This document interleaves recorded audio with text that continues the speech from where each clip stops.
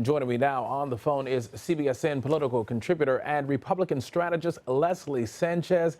Leslie, always good to talk to you. You're you're an expert. That's why you can't catch a break on this holiday weekend. No, and none of us will in 2017. We know that to be true. Yeah, we know that to be true.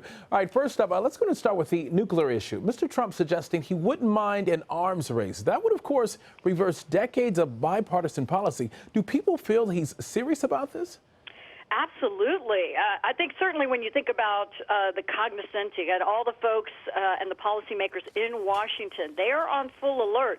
The interesting part about this is, people think about Teddy Roosevelt, speak softly and carry a big stick. This is almost tweet boldly and carry a big stick. It is changing, yes, decades-old policy when it comes to downgrading the nuclear arsenal. But I think the reality is, which many Republicans are going to say, is that we are not living in reality. We haven't been living in a vacuum, and certainly the ongoing and increased nuclear threats on everything from North Korea, China, and certainly Russia are a reality the U.S. has not dealt with aggressively enough in the last years of the Obama administration. So that's where the starting point is when you're going into January. But Leslie, just from a political perspective, why talk about nuclear weapons now? Is there a strategy, or do we think the president-elect is just tweeting what's on his mind? The interesting part of that is we don't know.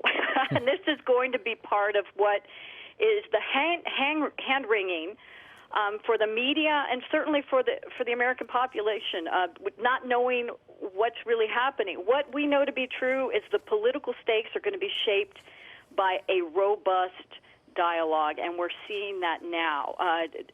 President-elect Trump is certainly upping the ante in terms of the rhetoric, the dialogue, and that the U.S. is going to once again be this strong force. I mean, DeMarco, one of the criticisms is many people felt that the American eagle had become the sitting duck around the world. That was the perspective. And this is really taking a very aggressive, a very bold change in tone. And it's unconventional. So is it true? Is it a little bit of jostling for political power? There's probably a combination of both. But until we see the new administration, what the cabinet looks like, and what he puts forward in the first 100 days, we're really not going to know. And of course, we'll all be watching. Would Mr. Trump have support among Republicans in Congress for expanding the nuclear arsenal? There has been a talk and a pressure by Republicans in Congress to certainly modernize the arsenal so that it could have capabilities for these ongoing threats. I mean, one of the things that they talk about is that Russia already has 400-plus nuclear warheads above and beyond the United States. The growing threat certainly talked about in China.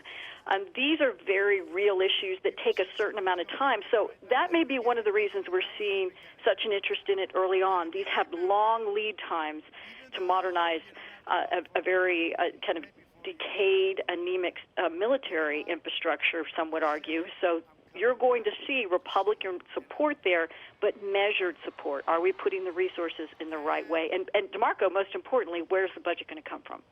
These latest tweets continue the impression that Mr. Trump admires Vladimir Putin. We've been talking about this for a while, but many Republicans feel very differently about Russia. How are these latest developments going over in the GOP? It's going to be a complex thing. I don't think there's a lot of love for Russia, even though there are some polls that indicate that a third of Republicans want to see a different relationship. That's really going to be the key, DeMarco, is what is that contentious relationship going to look like? I think there's some that is for media value, like a bit pomp and circumstance that we're talking about, this kind of tweeting boldly.